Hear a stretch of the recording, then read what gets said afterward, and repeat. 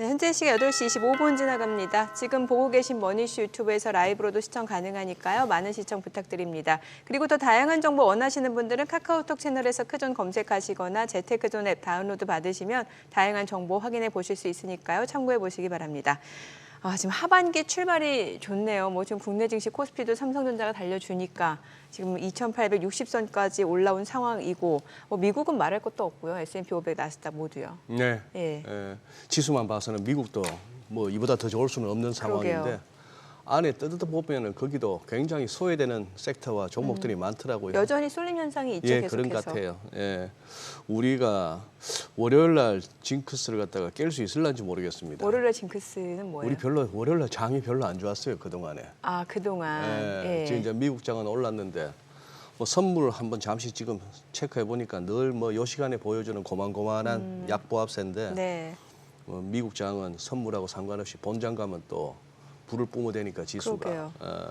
근데 우리는 이제 삼성전자 구청에 계신 분들 이제 구조대 나서야 되는데 본격적으로. 구조 나서야 된다고요? 네. 10만 전자 얘기도 나오잖아요.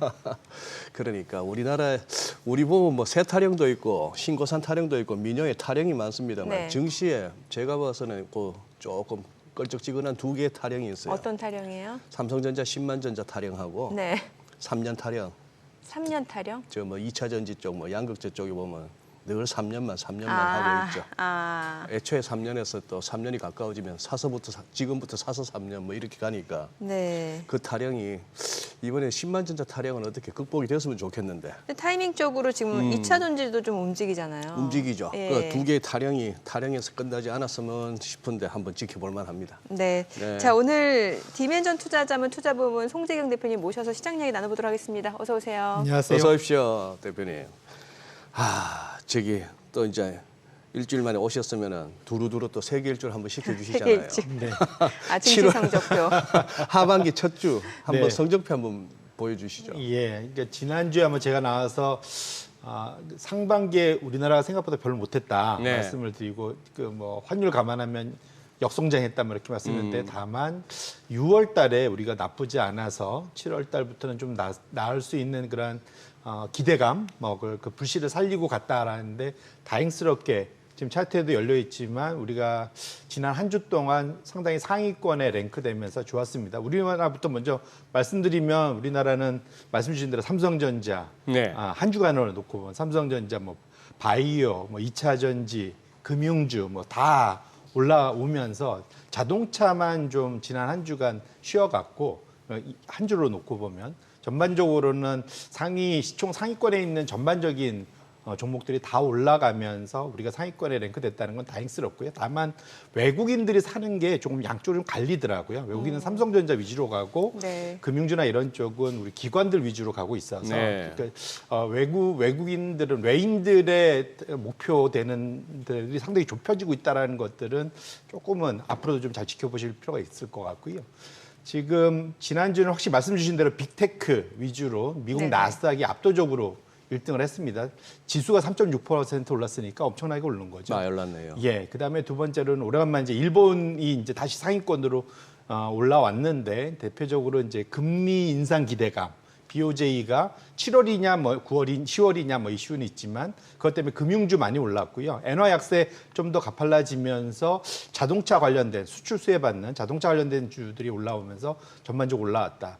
프랑스가 총선 2차 총선 앞두고 지난주에는 숨고르기 하면서 오히려 좀 빠졌던 거를 만회를 했는데 지금 출구조사 나온 거 제가 체크해 보니까 다행스럽게 이게 불행인지 다행인지 네네. 그 르펜이 주도하는 소위 구구 네. 국민연합이 1등 할 줄 알았더니 3등으로 밀리는 것 같더라고요. 글쎄요. 완전 의외의 결과가 나오는 것 근데 같아요. 그게 과연 좋을지 모르겠더라고요. 왜냐하면 1등이 지금 좌파 쪽이 됐는데 좌파 연합이 오히려 지금 공약한 돈 쓰겠다는 거는 좌파도 좀 많거든요. 원래 네. 좌파들이 그렇죠. 네. 예. 그래서 사실 이렇게 놓고 보면 지금 프랑스의 지금 재정 적자가 네. 유럽 연합이 그 소위 가이드라인으로 주는 3%를 훌쩍 넘어서 5.5나 되는데 네. 이것이 과연 지속될 수 있는지 결국은 오히려 이게 뭐 피하려다 못 만난 격이지 않을까 이런 프랑스는 좀 상황이 좀 더 지켜봐야 될 것 같고요. 반면에 저 하위권으로 내려가 보면 영국이 총선 치르면서 노동당이 이제 1위로 올라오면서 네. 좀 숨고르기 좀 들어갔고 스위스, 스웨덴이 상당히 좀 약보합 정도 했잖아요. 네네. 지난 한 주간 전 세계가 다 그 시장 금리가 좀 내려왔는데 미국 따라가면서 저 두 나라만 금리가 올랐습니다. 그래서 그런 금리가 상승한 것에 대해서 증시가 조금 약보합으로 마무리된. 그래서 한 주간 전체로 놓고 보면 결국은 여전히 기술주 위주로 좀 집중화 현상이 강화된 한 주였다 이렇게 말씀드리겠습니다. 우리 시장도 괜찮았잖아요. 지금 삼성전자가 달려주면서 네네. 2,860선 안착했는데요. 네네. 예. 결국 기대감이죠. 일단 네. 실적이 뭐 그 소위 잠정 실적이 생각보다 좋았고요. 예. 첫 번째로 그다음에 여전히 이제 그 소위 우리가 지금 엔비디아에 들어갈 수 있다라는 기대감이 여전히 살아 있다라는 거. 아, 퀄 테스트 통과하게 되면. 네, 뭐 예. 그런 것들이 이제 연결이 되면서 외국인들이 좀 더 이 삼성전자의 순매수에 가담을 적극적으로 한 것이 좀 도움이 됐지 않나 저는 개인적으로 그렇게 생각을 하고 있고요. 반면에 이제 오히려 그 지난 한 주 동안 금융주가 많이 올랐는데 그럼 네. 보니까 수급 주체가 주로 또 기관들이더라고요. 국내 예. 기관들. 예. 그래서 아까 제가 말씀드린 대로 양쪽으로 좀 갈려져 있다. 그래서 외국인들은 조금 더 기술주에 집중하면서 국내 쪽에 들어오는 것으로 전 파악을 하고 있습니다. 네. 삼성전자 실적은 어떻게 우리 송 대표님은 어떤 식으로 평가하셨습니까? 사실 뭐 그 안에 그 디테일을 좀 봐야지 그게 아직 아직은 안 아니죠. 나오죠. 안 예. 나오죠. 그건 이제 예. 이제 7월 말쯤에 컨퍼런스 콜 하면서 이제 Q&A 하면서 데이터들이 나올 거기 때문에 네. 아직 헤드라인 넘버만 보고는 계속 좀 잠정적인 거라서 예. 굳이 지금 만약에 뭐 그걸 이제 미뤄 짐작해 보면 어차피 엔비디아에 들어가진 못했기 때문에 HBM 쪽이라기보다는 HBM 쪽에서 웨이퍼를 많이 잡아먹다 보니까 네. 범용 반도체족들의 그러한 생산 캐파가 줄어들면서 그쪽에서의 가격 상승이 삼성전자의 실적을 견인한 거 아닌가. 네네. 그러한 예상이 실제로 이번 실적이 좀 반영된 거 아닌가. 뭐 그 정도로 해석을 해볼 수 있을 것 같습니다. 미국의 주말에 나온 고용지표 실업률이 4.1% 좀 네. 많이 올랐죠. 예. 이게 불행인지 다행인지 모르겠는데 일단은 그 한 주를 놓고 보면 그 3번 차트를 봐주시면 제가 지난주에 나와서 바이든 트럼프 그 소위 토론회 때 금리 급등에 대해서 좀 걱정을 했었는데 예. 그때 저렇게 팍 튀었었잖아요. 그런데 수요일 날 주간 실업수당 청구 건수 더 올랐었습니다. 일단 그러면서 금리 한번 내려주고 금요일 날 비농업 급여 이것이 예상만큼은 나왔는데 실제로 이따 뒤에서 보겠지만 나머지 전반적으로는 약세를 나타내고 실업률이 4에서 4.1%로 올라가면서 안도 오히려 이제 경제 악재가 증시에는 호재가 되는 전형적인 장세가 나타났다 보셔야 될 것 같고 그러다 보니까 9월 달 금리 인하에 대한 시장의 기대감이 빠르게 올라왔습니다. 그래서 9월 달에 금리 인하 기대감이 58%에서 72%까지 상당히 가파르게 올라오면서 전반적으로는 하반기에 연준이 우리를 구원해 줄 거야라는 그런 시장의 그러한 금리 그 환호가 좀 컸다 보셔야 될 것 같고요. 그 내용 디테일하게 하나만 더 들어가 보면 그럼 왜 그러면 좋았냐? 네. 그 10번 차트를 한번 열어봐 주세요. 그 보면 이게 그 실제로 비농업급여 6월 전망은 19만이었는데 20만으로 더 많이 나왔거든요. 네. 근데 왜 그러면 시장이 환호했느냐? 6월 수치가 중요한 게 아니라 원래 이렇게 신규 예비 수치 발표하면서 전달, 전전달을 수정을 합니다. 네. 근데 수정을 하는데 보시면 하늘색 그 막대가 그 최초 발표고요. 예. 짙은 파란색이 수정된 겁니다. 많이 내려갔죠. 수정치가 많이 내려오네요. 예, 그러니까 지금 그러면 6월 달이 지금 발표 우리 예상치보다 넘었지만 다음 달 발표되면 또 내려올 수 있다.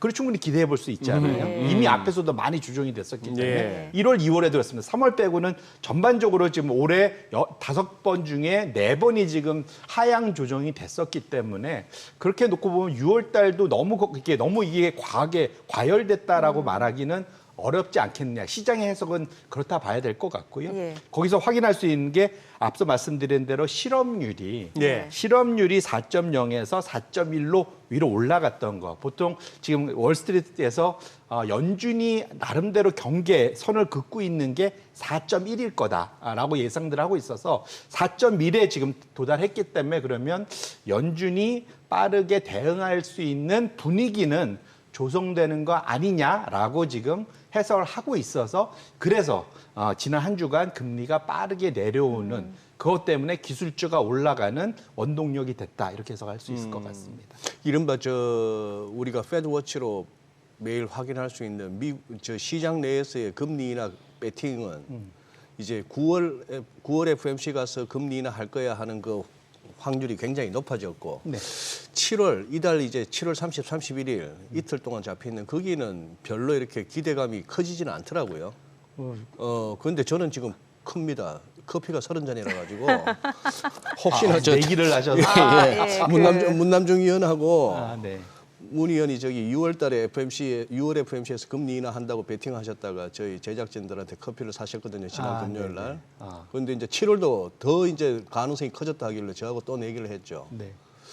근데 지금 국내에서 제 개인적으로는 페드워처 중에 최고라고 제가 스스로 평가하는 우리 또 글로벌 모니터 안근무 대표도 이 시장이 조금 7월 FMC에서의 금리 인하 가능성을 좀 과소평가하는 거 아니냐 하는 진단을 내려놓길래 조금 불안해가지고 우리 대표님 어떻게 보세요? 불안한 게 이제 커피 30잔을 사실 수도 있기 때문에. 저는 여전히 11월을 첫 번째 금리 인하 시점으로 저는 9월도 아니다. 예, 저는 11월을 계속 생각을 하고 있고 11월. 아마 저는 이거 1년째 거의 1년 가까이 얘기를 하고 있는 것 같습니다. 예. 근데 만일 9월에 해야 된다고 만약에 본다면 그러면 이후로 나오는 데이터들이 상당히 약하게 나와야 되거든요. 그것이 이제 시장이 걱정할 정말로 우려될 만큼 연준이 우려할 만큼 나와야 되는 상황이고요. 그러면 그거는 커피를 살 게 아니라 다 같이 모여서 걱정을 해야 되는 거 아닌가. 그렇게 빨리 땡겨서 금리를 내린다면 급격하게 내려야 되면 그 경기가 안 좋다라는 그렇죠. 거예요. 투자를 많이들 해놓으셨을 텐데 예. 채권만 잔뜩 들고 있는 거 아닌 다음에야 예. 주식 들고 있으면 주식에 뭔가 문제가 발생할 텐데. 그러니까 위험자산 선호 현상이 확 줄어들 수 있다라는 거죠. 예. 이제 왜 이 말씀을 드리냐면 예. 지금 제가 그 두 번째 차트를 제가 말씀을 드리고 싶은데 이제 11번 차트를 한번 열어봐 주시면 이 얘기가 나온 김에 이게 수정이 상당히 컸잖아요. 아까 지금 4월과 5월을 합쳐놓으면은 수정돼서 줄어든 신규 일자리가 11만 개가 넘습니다. 그만큼 많이 하향 조정되는 두 개를 합쳐보면 11만 개가 넘는데 예. 11만 개면 과거 평균적으로 보면 한 달치 신규 일자리 한 달치네요.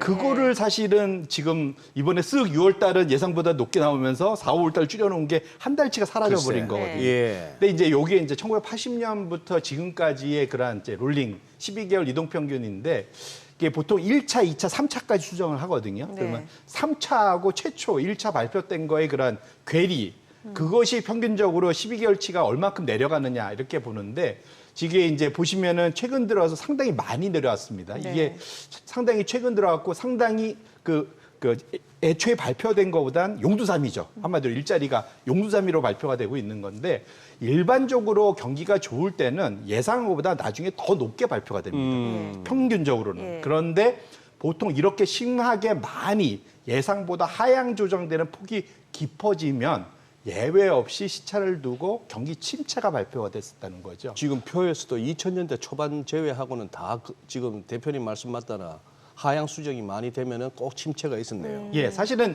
이것이 꼭 이렇게 심각하지 않고 내려오기만 해도 내려오기만 발표가 됐었고요. 해도. 유일하게 85년도, 86년도에만 심각하게 조정이 됐어도 침체가 상당 기간 뒤로 밀려지면서 안 일어났었습니다. 예. 저때 제가 체크를 해보니까 2년 동안 금리를 5%포인트나 낮췄습니다.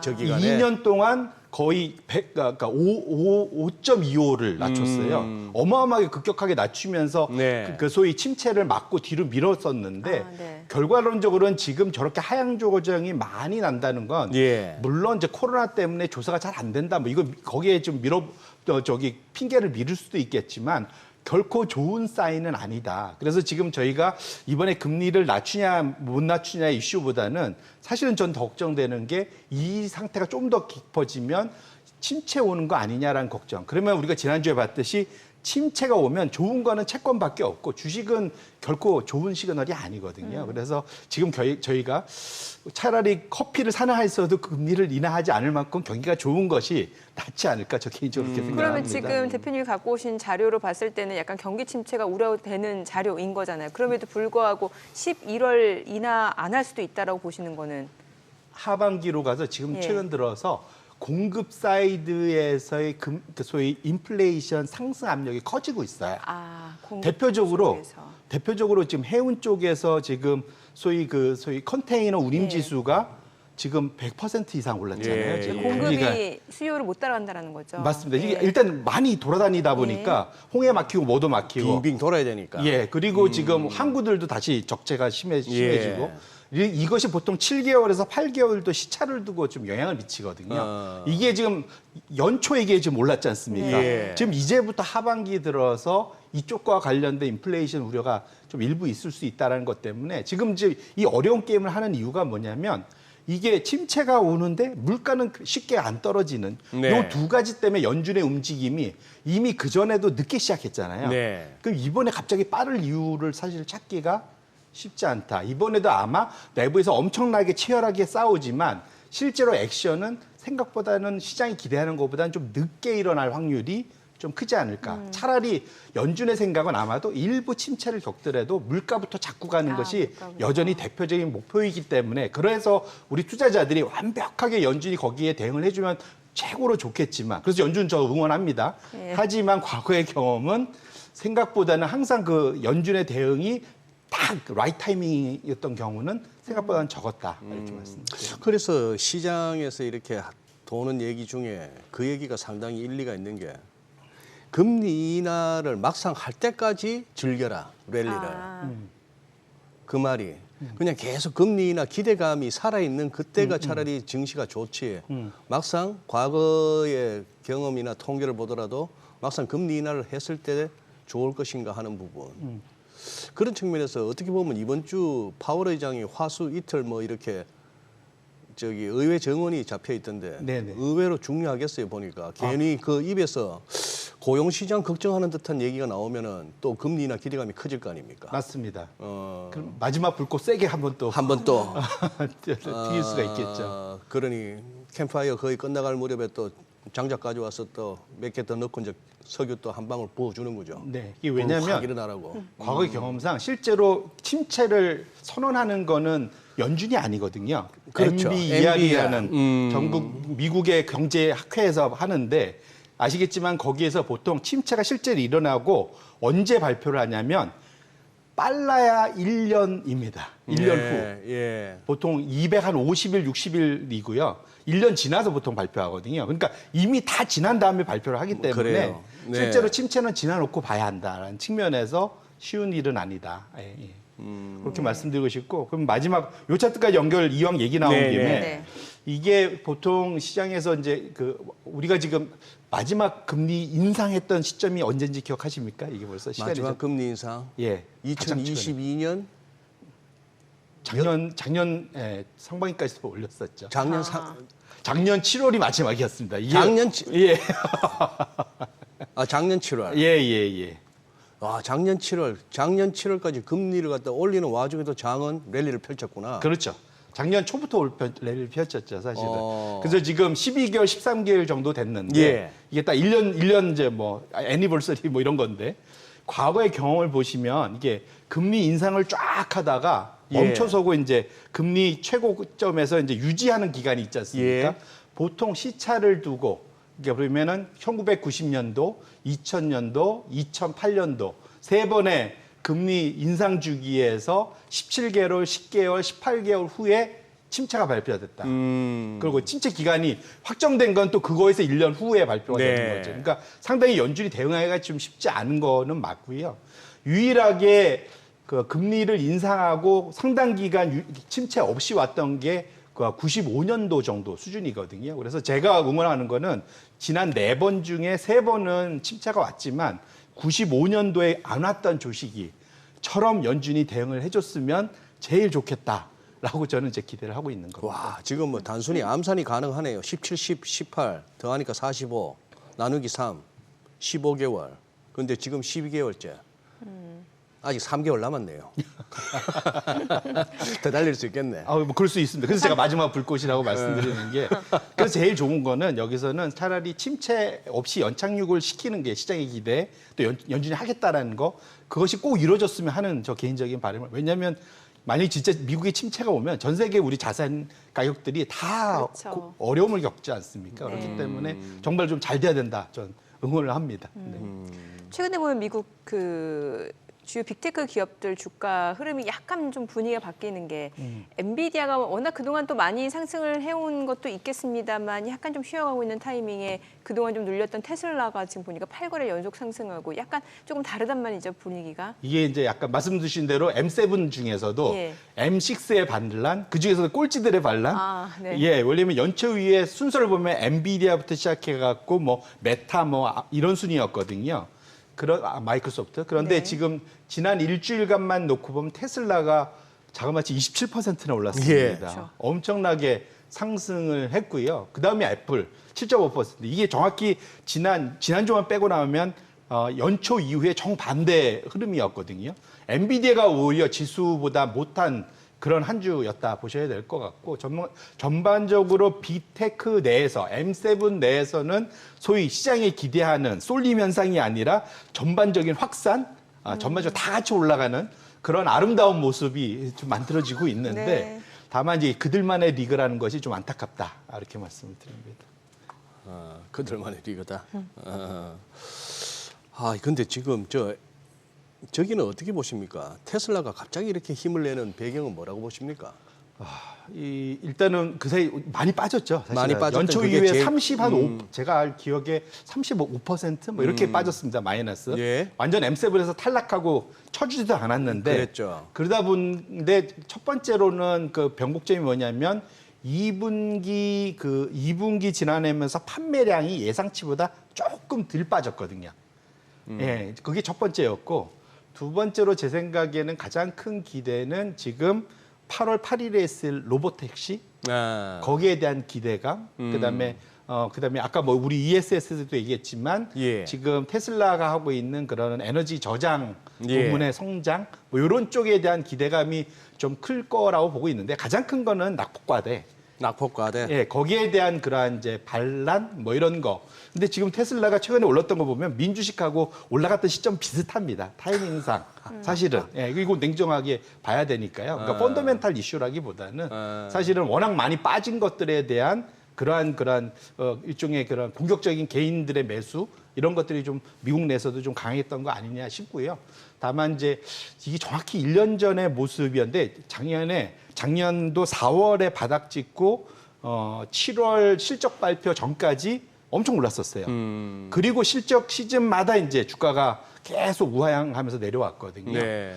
이번에도 이번 2분기 실적이 상당히 중요해요. 7월 말에 있을 실적 발표와 8월 초에 있을 로보택시에서 테슬라의 성장성에 대한 그런 걱정이 어느 정도 해소가 되지 않으면 또 작년과 비슷한 패턴이 될 수 있다는 것에 대해서도 우리 투자자분들, 특히 테슬라가 우리나라에서 서학개미들이 두 번째로 많이 들고 계시잖아요. 이거 똑같은 패턴이 반복될 수 있다는 것도 염두에 두실 필요가 있겠다 이렇게 어떻게 보면 엔비디아에서 차익 실현한 세력들이라면은 대형 기술주 하던 사람들이 소형주 뭐 눈에도 안 들어올 거고. 그럼 그 중에서 제일 많이 못 빠졌으니까. 갔던 거 찾으면은 테슬라로 또 네. 갈만도 하네요. 그리고 워낙 테슬라는 좀 뭐랄까 일종의 팬들이 많으시잖아요. 아, 그렇죠. 팬들이 많고 예. 또 스토리텔링이 또 그럴싸한 기업이니까. 그리고 그 앞에서는 예. 원래는 혹시 그 머스크가 떠나지 않을까라는 걱정이 있었잖아요. 아, 예. 예, 보너스도 못 받아갖고 네네. 삐져서 네. 떠나지 않을까 걱정했었는데 보너스 받게끔 어쨌든 결론이 났기 때문에 그것도 일종의 안드렐리 중에 첫 시발점은 그거였습니다. 그래서 그런 것들이 다 스토리텔링이 다 뭉쳐서 최근에 이런 급등세를 확실히 내고 있는 거는 미국 대선 레이스에서 지금 트럼프 전 대통령이 이렇게 TV 토론 이후에 확 당선 가능성이 올라간 거 이 부분도 어떻게 보면은 테슬라의 플러스 요인이라고 볼 수 있는 게 일론 머스크하고 트럼프 전 대통령하고 이 보통 사이가 아니거든요 보면. 그 브로맨스는 엄청난데.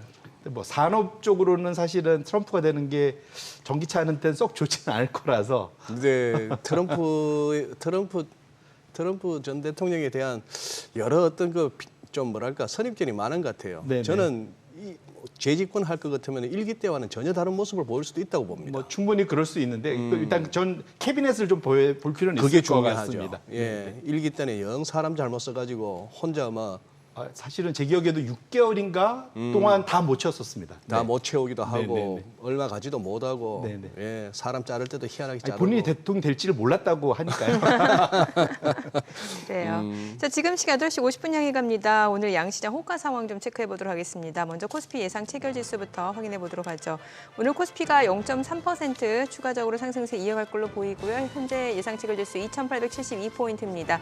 코스닥도 0.2% 상승 예상되고요. 예상 체결 지수는 849포인트입니다. 시가총액 상위 종목 예상 체결가 보도록 하겠습니다. 삼성전자 오늘 1% 상승 예상됩니다. 지금 호가는 88,000원, SK하이닉스 보합 예상되고요. LG 에너지솔루션도 보합 예상됩니다. 현대차가 0.5% 상승할 걸로 보이고요. 호가는 282,500원, 삼성바이오로직스도 0.6% 상승 예상됩니다. 예상 체결가 808,000원, 기아가 0.8% 상승할 걸로 보이고요. 예상 체결가 127,400원, 삼성전자 우선주도 1% 상승 예상됩니다. 셀테리온 보합 예상되고요. KB금융이 1.9% 상승 예상되면서 호가는 89,900원, 포스코홀딩스는 보합 출발 예상되고 있습니다. 코스닥 시가총액 상위 종목 예상 체결가도 보도록 하겠습니다. 에코프로비엠이 오늘 0.3% 하락이 예상되고요. 지금 호가는 189,500원, 알테오젠 3.58%, 3.4% 강세가 예상됩니다. 호가는 288,500원, 에코프로 보합 예상되고요. HLB가 1.9% 상승이 예상됩니다. 예상 체결가 94,900원, 엔케미 1% 하락이 예상되고요. 호가는 227,500원으로 집계가 되고 있습니다. HPSP 보합 예상되고 있고요. 리노공업은 오늘 0.2% 소폭 하락 예상됩니다. 삼천당제약 강보합권 예상되고요. 호가는 196,800원, 셀트리온제약 1% 상승 예상됩니다. 예상 체결가 94,500원, 클래시스 보합 예상됩니다. 자, 이제 개장까지 8분가량 남았습니다. 일단 오늘 양시장 상승세 예상되고 오늘장에서도 좀 대형주 쪽으로의 매수세가 더 유입되지 않을까라는 기대감을 갖게 만드네요. 예. 뭐 삼성전자는 더 아주 관성이 통할 것 같은데 저는 어쨌거나 세 개 주목하고 있습니다. 기술적으로 현대차, 기아 두 자동차주하고 네. 하이닉스가 SK 하이닉스가 딱 5일선, 21선이 지금 딱 붙어가지고 여기서 우상향하는 21선이 이기는지 우하향하는 5일선의 영향 때문에 조금 조정이 깊어지는지 그 부분이 궁금해지네요. 네. 지금 보니까 뭐 여전히 국내 증시도 그렇고 사실 뭐 키 맞추기라기보다는 쏠림 현상이 좀 이어지는 모습이고 사실 미국 뉴욕 증시도 마찬가지잖아요. 사실 미국 예. 증시가 가장 쏠림 예. 현상이 심각한 좋게 말하면 아까 그래서 제가 그들만의 리그라고 그러니까요. 예, 표현을 해드렸는데 지금 지수는 말씀 주신 대로 이보다 더 좋을 수 없을 정도로 네. 올라가고 있는데 이게 몇몇 상위 시가총액이 엄청 큰 예. 상위 네. 종목들 위주로 끌어올려지다 보니까 지금 S&P 7과 S&P 493의 격차가 엄청 벌어지고 있다. 아. 이제 그걸 볼 수 있는 게 보통 우리가 보면 그 ETF들 중에도 시가총액 가중 비중이 있고 네네. 그다음에 동일 가중 아. 모든 다 똑같이 예, 1달러씩 받는 예, 기준 예. 이 두 가지가 있는데 일반적으로는 사실은 중소형주들이 잘 가면 오히려 동일 가중이 더 좋아지는 이게 길게 놓으면 과거에 늘 그래왔는데 최근 10년간은 그렇지 못하고 있습니다. 그런데 최근 10년이나. 예, 10년이나 그러고 있습니다. 어쨌든 예. 요거는 지금 짧게 지금 제가 3개월 예, 정도 예, 좀 출연한 건데 이따가 중소형주 때 보시면 좋을 것 같은데 S&P 500 이게 이제 시총 비중이죠. 시총 가중 비중이죠. 예. 이게 보면 지금 3개월 동안 거의 7%나 올랐습니다. 예. 2분기 동안. 그런데 동일 가중은 보면 오히려 마이너스 2%예요. 그러면 493개에는 오른 게 없이 오히려 좀 그러네요. 빠졌다고 봐도 무방하겠죠, 사실은. 더 어떻게 빠졌다고. 보면 지금 동일 가중으로 거의 마이너스 2%인데 그 소형주들은 실제 저렇게까지 러셀은 나왔으니까 더 빠져 있습니다. 더 빠졌다고 봐야죠. 예, 러셀은 저기 안 돼. 이건 대형주 중에서도 그러니까, 네네. 제가 그래서 네. 그들만의 리그로 한 게 대형주 안에서도 7개가 다 끌고 가고 있는 거고 예. 나머지들은 상당히 좀 소외돼 있는 상황이다. 다 섞어 놓어 보면은 그런 측면에서 놓고 보면 지금 말씀 주신 대로 이 쏠림 현상이 7월 들어와서 이게 조금 원래 분산되면서 전체적으로 올라가줘야지 소위 장기 대세 상승 네네. 이 흐름이 나타날 때인데 오히려 7월 첫째 주에 쏠림이 더 심각해졌다라는 거는 결코 좋은 신호는 아니지 않겠느냐 좀 걱정스러운 모습을 갖고 있고요. 예.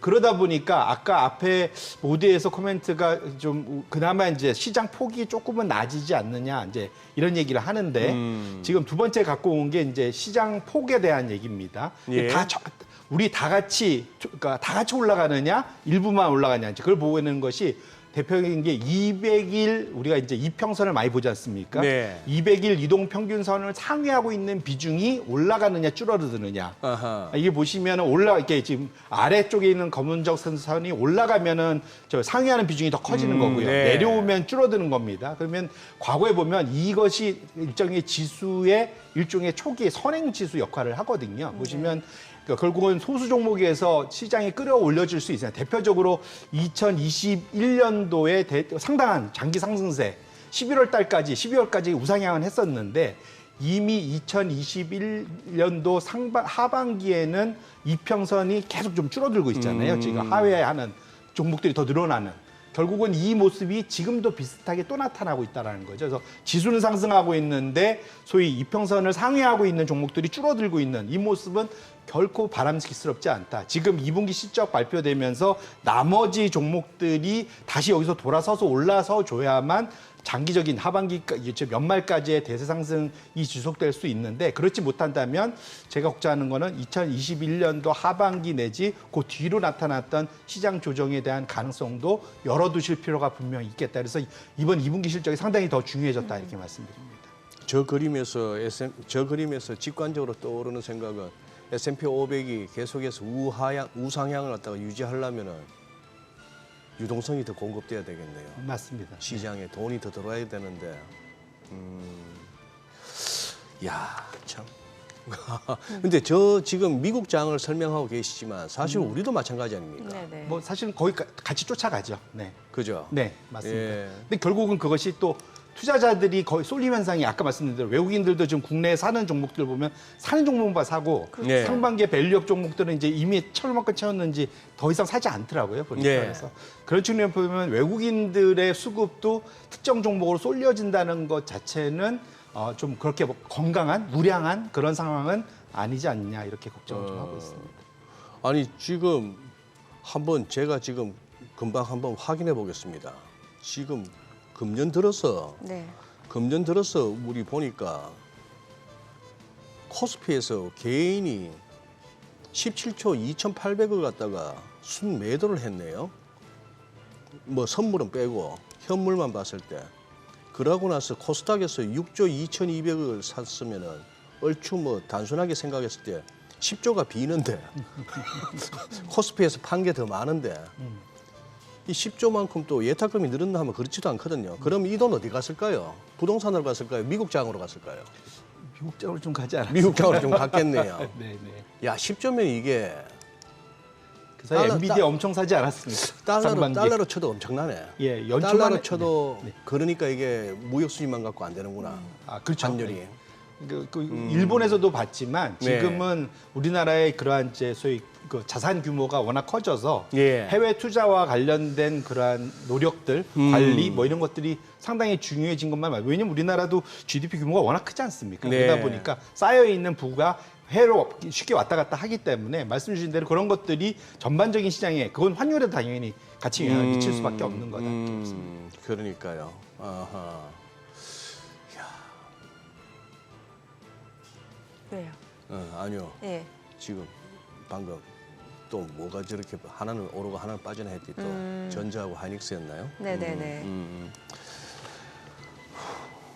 지금 이게 쏠림 현상 심해지는 것 자체가 사실 뭐 보면은 기업들의 이익이 그만큼 좋아서라고도 평가할 수 있겠습니다만 시가총액으로 놓고 봤을 때는 그 비중이 더 크다라는 거잖아요. 쏠림 맞습니다. 현상이. 예. 그게 지금 말씀 주신 대로 이번 상승장에서 엔비디아가 다 끌고 예, 왔습니다. 최근에 좀 쉬고 있지만 엔비디아의 실적이 워낙 좋다 보니까 이번은 2000년도 닷컴 버블과는 달라. 이런 사실은 주장이 네. 상반기 내내 지배했습니다. 특히 지금 엔비디아가 올해 가장 많이 국내에서도 순매수 해외 서학개미들이 1위를 들고 있고 실제로 진짜 엔비디아가 성과가 워낙 좋은데 문제는 어쨌든 상위 지금 10개 종목의 시가총액 비중이 지금 거의 37%까지 올라갔거든요. 이건 엄청나네요. 역대급으로. 역대급이네요. 10개가 37% 거의 40%를 다 차지고 있다는 거는 예. 엄청 쏠려 있는 거죠. 예. 그러면 이익 비중도 그만큼 많이 올랐냐? 근데 이익 비중 그렇지 않습니다. 27%밖에 안 되거든요. 그러면 이것이 이익 비중이 27%까지 상위 10개가 왔던 것이 지난 한 35년 동안 이거 거의 최고점 수준입니다. 그러면 실제로 보면은 이게 어떤 걸 의미하는지 저희가 개장하고 조금 더 네. 자세히 들어보도록 하겠습니다. 오늘 국내 증시로 확인해 보죠. 개장합니다.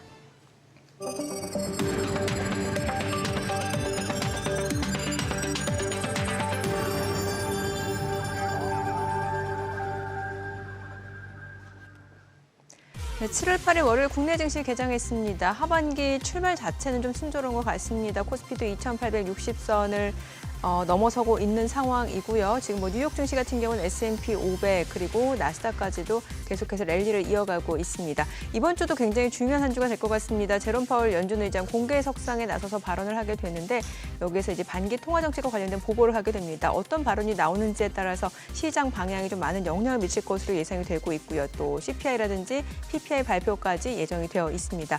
오늘 국내 증시 출발 상황 좀 체크해 보겠습니다. 먼저 코스피입니다. 지금 보합권으로 2,862포인트, 코스닥도 지금 보합권이죠. 848포인트입니다.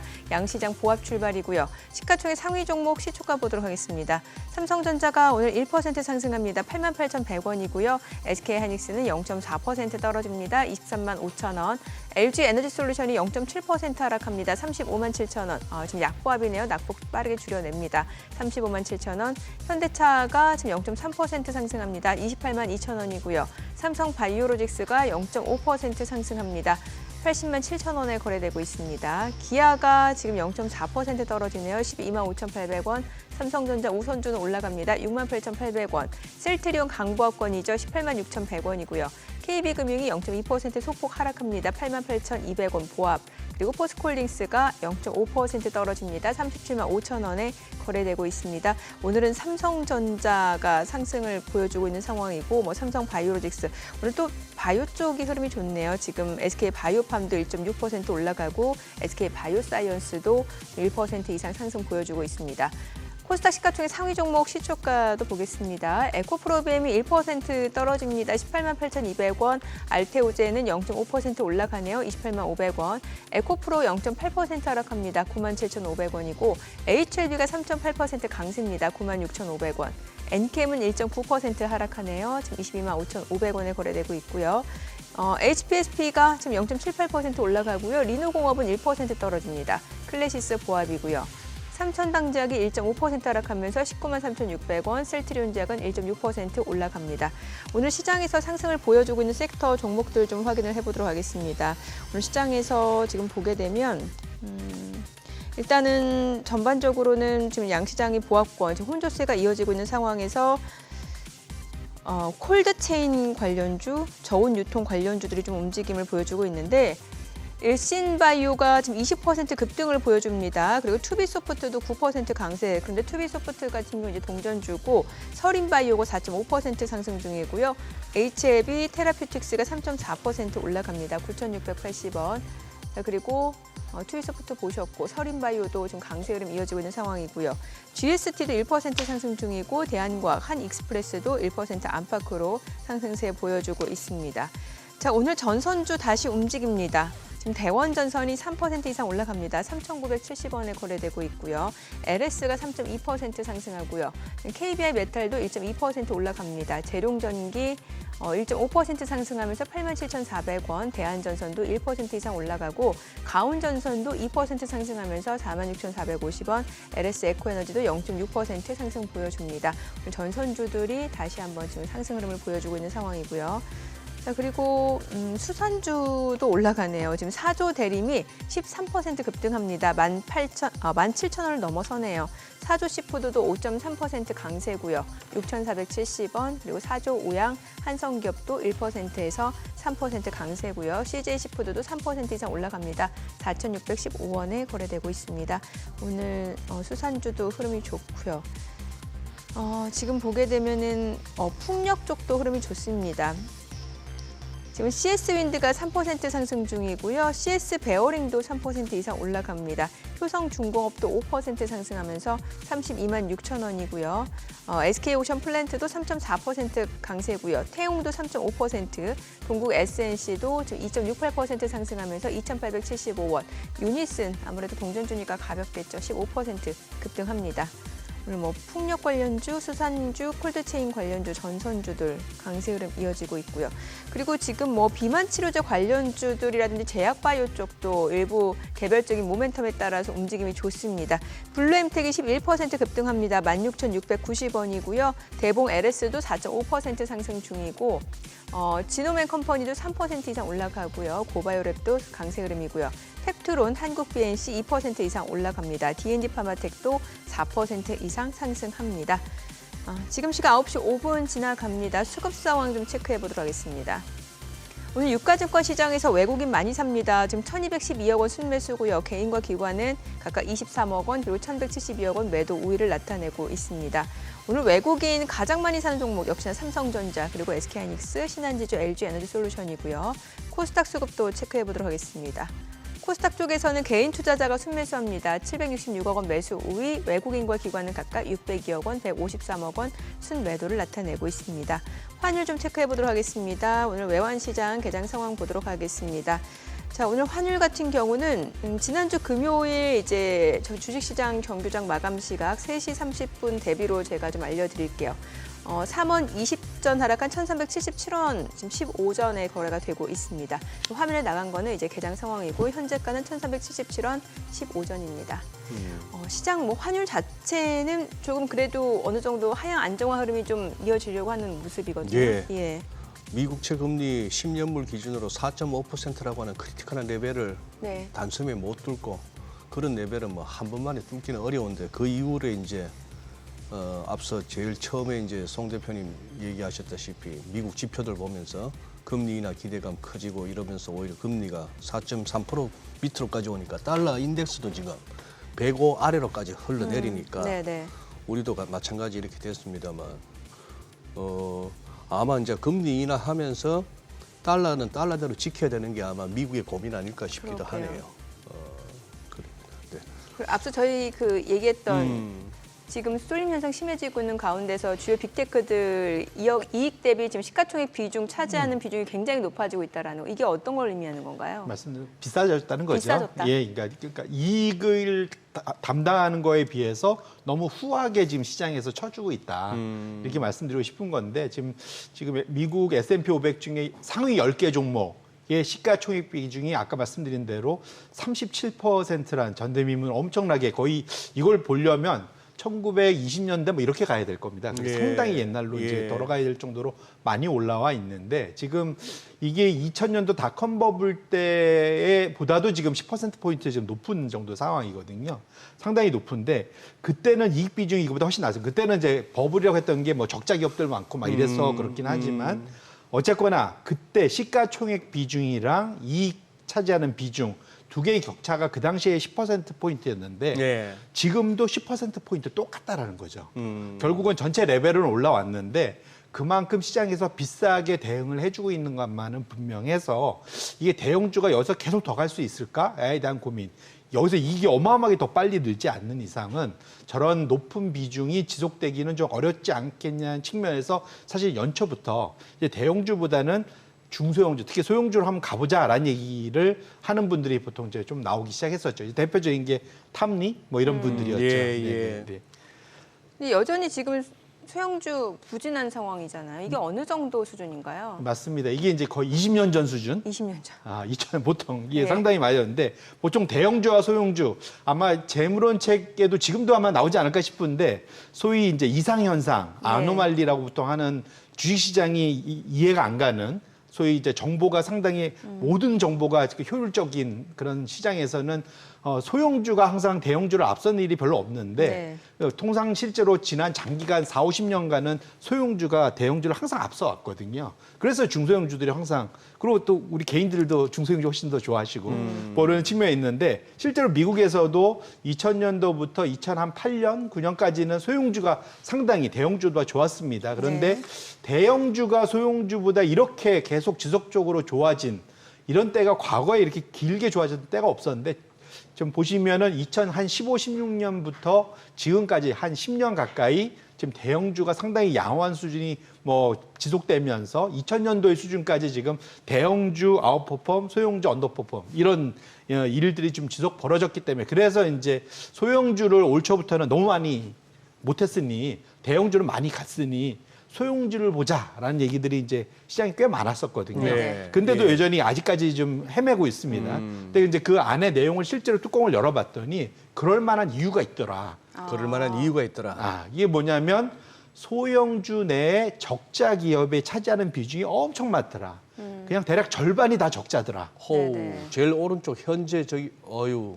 예. 네. 그러면 100개 중에 44개가 이게 다 이게 적자더라. 이러면 이게 둘 중에 하나는 적자인 거지 그러니까 않습니까? 대형주로 쏠림 현상 이유가 있었네요. 지금 적어 보니까. 맞습니다. 그러니까 당연히 대형주로 계속 좋아할 수밖에 없었고요. 이게 44%가 어느 정도냐면 기술주 거품 때나 금융위기 때나 돼야 네. 그 정도 수준 돼야 적자 기업들 수가 되는 건데 그만큼 어찌 보면 소형주가 못 가는 이유가 회사들이 저렇게 적자를 내고 있기 때문에 그렇다. 그러면 중소형주로 좀 더 그러니까 소위 매기가 좀 더 확산이 돼야 되는데 이렇게 적자 기업들이 많다 보니까 소위 쏠림 현상이 지속되는 현재의 상황이 약간은 교착 상태 거기에 좀 있는 측면에서 소형주가 그냥 그 사이에 많이 헤맸기 때문에 무조건 사야 된다 이 논리는 적어도 저 숫자를 보면 쉽지 않은 상황인 것만은 분명하다 이렇게 말씀드립니다. 싸다는 이유만으로는 접근하기에는 조금 쉽지 싼 게 비지떡이다 이게 딱 이번에 맞는 그런 상황이 싼게 되지 않을까. 비지떡이다. 네, 네.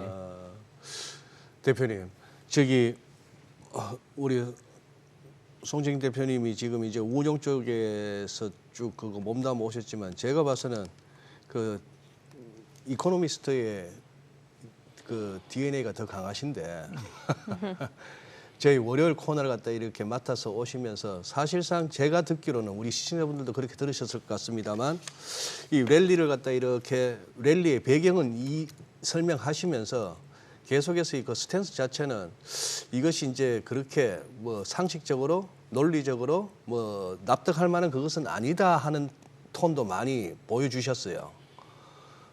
이게 역설적으로 이제 송 대표님 이제 손 들면 이제 장이 끝날 것 같은데 빨리 들까요? 아니 빨리 들면 안 되고 송 대표님 같은 분이 계속 계셔야 되는 겁니다. 네네네. 그래 우리 저 수요일 날 출연하시는 유 본부장님 같은 경우는 이제 AI 이제 시작으로 마라톤으로 치면 이제 30% 달렸다. 100리길에 30리 왔다. 뭐 등산으로 치면 이제 3분 응선이다 했는데 우리 작가님이 쓰셨나? 아까 뉴욕 증시 9분 응선 넘었다라고 자막을 다셨더라고. 무서운 얘기였습니다. 저 그거 읽고 깜짝 놀랐습니다.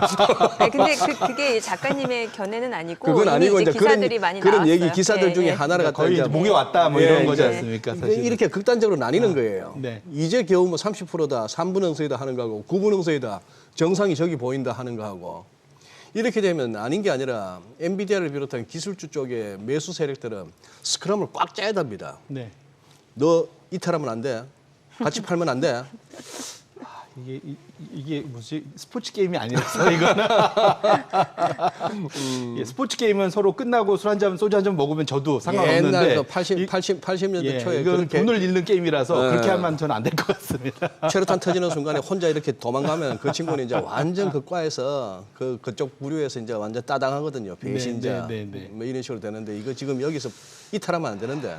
이게 이제 그래서 이탈한 분이 한 분 계십니다. 손 들고 누구요? 나간 분이 그 제가 말씀드린 콜라노비치? 예, 콜라노비치가 지난주에 저도 사실 그 기사를 가장 제가 드렸어요. 이분이 네. 돌았으면 근데 비자발적 글쎄. 아니었어요? 보통 이게 제 경험상 그러니까 소위 이제 불장에서 배열을 얘기하던 분들이 버티다 마지막에 보통은 자기가 그걸 못 꺾으면은 회사를 그만두는 경향이 자기가 뷰를 꺾지 못할 바에야 회사를 그만둔다. 네, 그리고 뭐 저가 보이지 않지만 그분은 제가 보기엔 이제까지 틀렸지만 2년간은 틀렸습니다. 2년 동안 틀렸죠. 그러니까 네. 그 전에 10년간 엄청 잘 맞췄던 분이거든요. 네. 하지만 2년 동안 이런 표현 있지만 엄청 괴롭힘 당했을 거예요. 그럴 회사 거예요. 내에서 왜냐하면 회사 내에서도 네, 괴롭힘 네, 네. 당하고 예, 제 뭐 경험상 이러면 결코 저기 이제 저 의견을 가지고 장사하는 분들이 가만두지 않거든요. 너 때문에 장사 안 된다 맨날 그러니까. 이러기 때문에 네. 실제로 그다음에 엄청난 욕도 많이 먹었을 거고 그래서 그러니까 제가 배워라는 표현보다 그분 나가는 거 보고 제가 이게 진짜 구분홍선 안 나라는 걱정을 제가 이제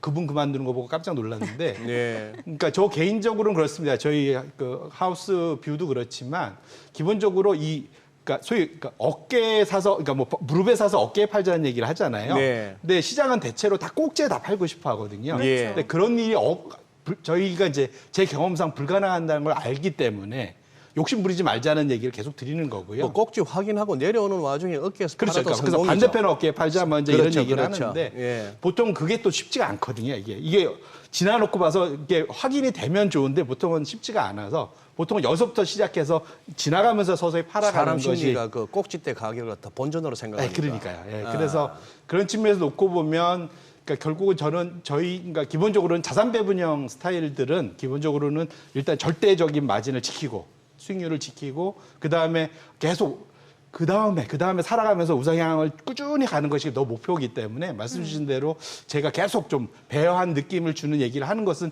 이유는 거기에 있다 이렇게 보셔도 될 것 같습니다. 예. 네. 요새 다음, 중국은 요새 전혀 뭐 언급이 안 됩니다만 어떻게 보십니까?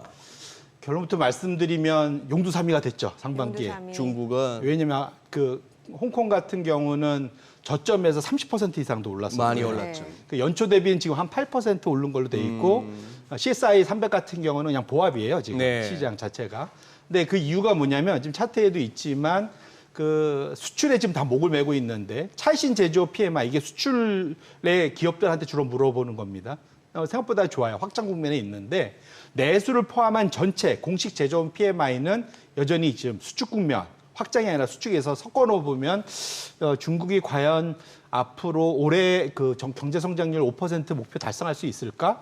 수출만으로는 쉽지 않겠다라는 얘기를 지금 하고 있는 거고요.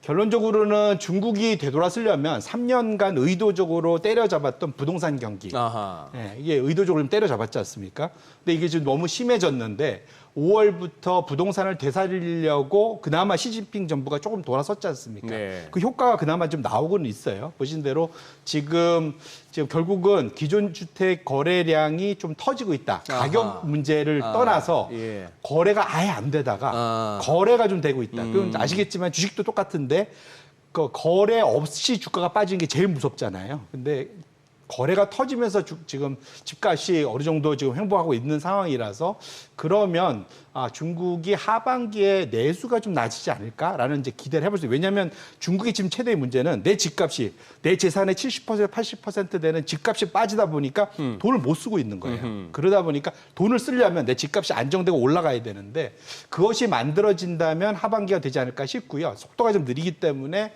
지금 7월 15일부터 18일 사이에 중국의 삼중 전회가 그렇죠. 열립니다. 예, 예. 지금 기대가 아예 없어요 시장에. 그러네요. 예, 그러네요. 그런데 혹시라도 좀 깜짝 그러한 부양책이 더 나온다면 그 지금 용두사미가 됐던 중국 증시가 다시 하반기 한번 랠리를 펼칠 수 있지 않을까 하는 기대감. 그건 충분히 있는 상태라서 지금 워낙 지금 전 세계에서 제일 싼 대표적인 증시가 중국이라서 지금 상황에서는 하반기 중국의 내수 개선 여기에 대해서는 한번 꼭 관심을 가질 필요가 있겠다 이렇게 말씀드립니다. 네. 네, 오늘 내용 잘 들었습니다. 고맙습니다. 그렇습니다. 네, 오늘 들으신 내용과 관련해서 더 다양한 정보 원하시는 분들은 카카오톡 채널에서 크존 검색하시거나 재테크존 앱 다운로드 받으시면 다양한 정보 확인해 보실 수 있으니까요. 참고해 보시기 바랍니다. 최근 외국인들은 또 어떤 리포트 관심 있게 보는지 확인해 보겠습니다.